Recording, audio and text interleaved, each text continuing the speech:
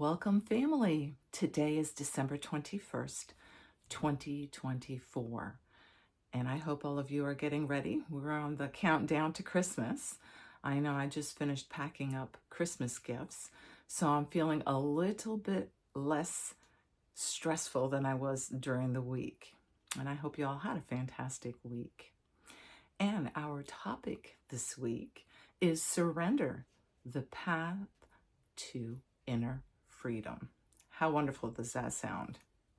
Surrender is about living your life as if your prayers have already been answered, and they most certainly are. They may not be right off the bat, but they do get answered. That is simply a matter of time.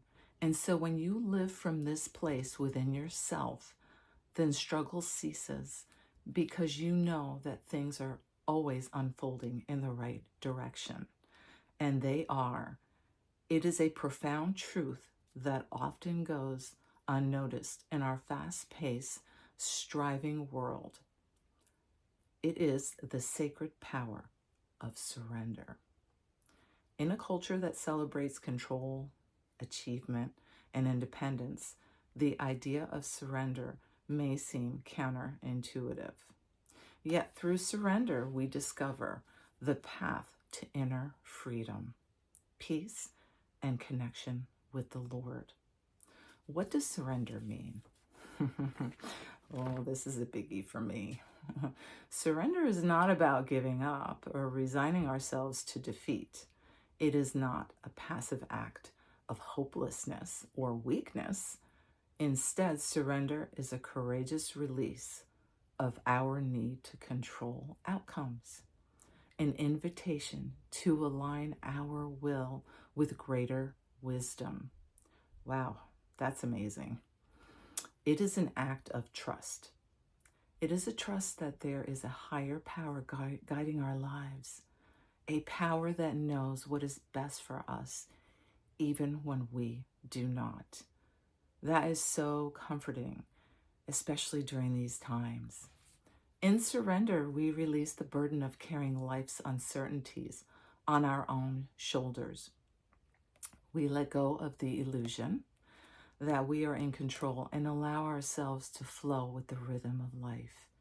In Psalms 37:5, it says, "Commit thy way to the Lord, trust in him, and he will act."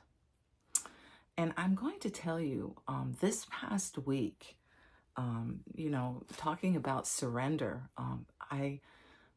once again, my dad came to my mind, and all of these things are starting to surface for me to recognize and release and surrender to.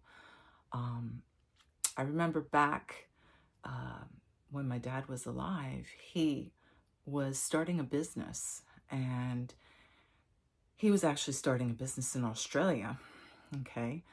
And he had asked, would I want to come over there and learn the business, because he wanted me to help him with it. And at that point, I had just gotten accepted. I just got a position with IBM. And you were going to live and die for IBM. That's just how it was back in the day. And I told my dad, I said, I would love to, Dad, but I just got accepted to IBM, and this is really where I would like to go and work. And that was fine with him. He was okay. He was just extending a hand and asking if being with him and learning that part of the business would be something that I would like to pursue. Funny how life works out, right? And after he passed away, I had a lot of regret from this and a lot of sorrow for not doing that. And as I was reflecting back on that, and honestly, this was just this past week, it's amazing how all of these things are coming up to be recognized and dealt with and basically put to bed, you know? There's no need for me to carry them around anymore. Just like you, there's no need to carry around all of these regrets and sorrows that we choose to do. So I surrendered that. And I said, my life proceeded forward accordingly. And honestly, I wouldn't be where I was had it been a different path, right? We are all where we're meant to be. And I found peace with that. And I was able to move forward and know that I am where I'm meant to be. And I was supposed to be with IBM. And that's how my life was supposed to move forward. And so it did. And I am ever grateful that the Lord has guided me through. By sharing this experience, we align in the stillness and open ourselves to grace, because out of the pain comes the inner growth and healing. Oh, amen to that. Honestly, the illusion of control. Much of our suffering stems from the resistance to what is. We want life to unfold according to our plans, our desires, and our timelines. We most certainly do, and I'm no better. But have you noticed how often life doesn't follow our scripts? Nope, absolutely not. Despite our best efforts, we cannot control every twist and turn in life. Clinging tightly to that control only deepens our anxieties, our frustrations, and our pain. It's amazing when we surrender how lighthearted and relieved one truly feels. And that's what happens when we surrender in to the Lord and give it to Him. Surrender invites us to step out of the endless cycle of resistance. It allows us to accept life as it is, not as we wish it to be. In acceptance, we find a surprising freedom, the freedom to let go of the fear and trust that we are being carried by something far greater than ourselves. And I have to tell you, this is another example. I remember when I was with my mom, and we had to go to Australia a handful of times to wrap up the business that my dad had started over there when he passed away. Yeah, those were not fun times for sure. A lot of work went into all of that. And I remember at the time, I was dating my husband. And actually, we were engaged, to be quite honest. We were engaged at this point. And I remember him calling me while I was in Australia, and he said, well, we both were living in New York at the time. And he said, would you like to, I would like to have the opportunity to move to Burlington, Vermont. At the time, we had an IBM facility here, and he wanted to learn the semiconductor piece of the business. Of course, what am I going to say, right? And actually, we were both working for IBM at that point. And I said to him, I said, you know what? If that's where you need to be, that's fine. We're going to be married. I will move to Burlington, Vermont. And we did.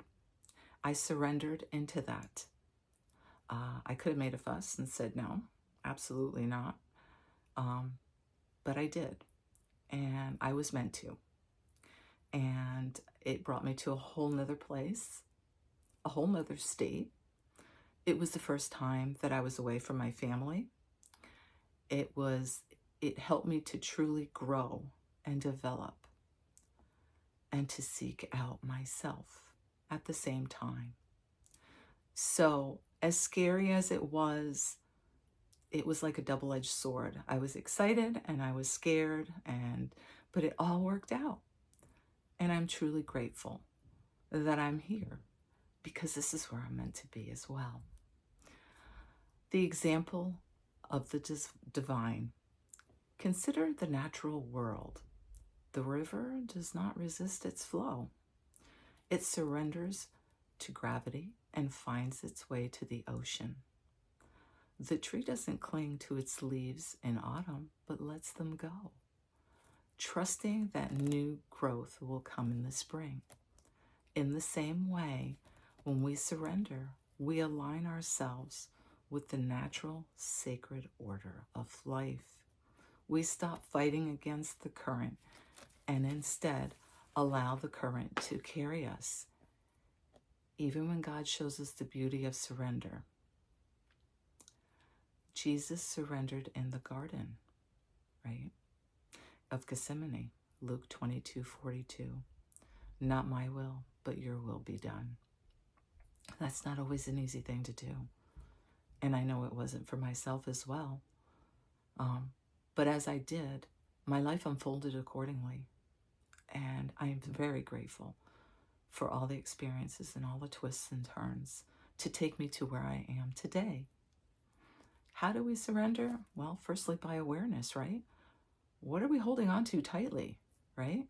Is there a situation or outcome that we're trying to control? That always seems to be the case, right? Observe the tension in your mind and body when you cling to your plans. Did you ever notice that when you're clinging to those plans or circumstances and situations, and tension rises and your neck gets stiff, you get a headache, you have a backache. I mean, it's like the whole 9 yards. We become discombobulated and a downright hot mess. So by surrendering and giving it up and knowing that God will guide us, we'll take most of that away. It's amazing how much better you feel. Secondly, we have to practice trust. Trust doesn't mean that life will always go, the way we want it to, but it means in believing that there's a purpose even in the challenges. Trust that every experience, whether joyful or painful, is an opportunity for growth and transformation. Thirdly, release through prayer. Oh, I know I've mentioned this on a number of occasions. In prayer, surrender the burdens to the Lord. Give him your baggage that you carry around. We all carry around. Say to the Lord, I surrender this to you. Guide me, teach me, and help me to trust in your plan. Fourthly, aligned action. Surrender doesn't mean inaction.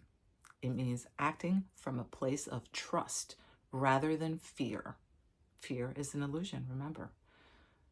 Do what we can with faith and leave the rest to the hands of the Lord. And lastly, be patient. Surrender is not a one-time act. Absolutely not. That is ongoing for the remainder of our lives. It is a daily practice. Each time fear or resistance arises, gently remind yourself to release. And over time, surrender becomes a way of being. When we surrender, we discover a profound truth, that we are not alone. We are held, supported, and guided by a loving Father that desires our highest good. In surrender, the weight of the worries lift. We no longer feel the need to strive or prove ourselves. Instead, we rest in the assurance that we are enough just as we are. Walk the path of surrender. Trust the unseen hand. Open our hearts to the flow of grace and allow ourselves to be carried into the fullness of life, the freedom to live in harmony with the Lord and with the deepest truth of who we truly are. Surrender is not the end of our journey, but a life rooted in peace, trust, and freedom. We are set free. In letting go, we discover our true strength, an unshakable foundation of divine love that holds us through every storm. So I'm going to end by saying, may the Lord's love embrace your soul, his grace renew your spirit. Let the season remind us of the blessings of faith, the warmth of family, and the gift of giving.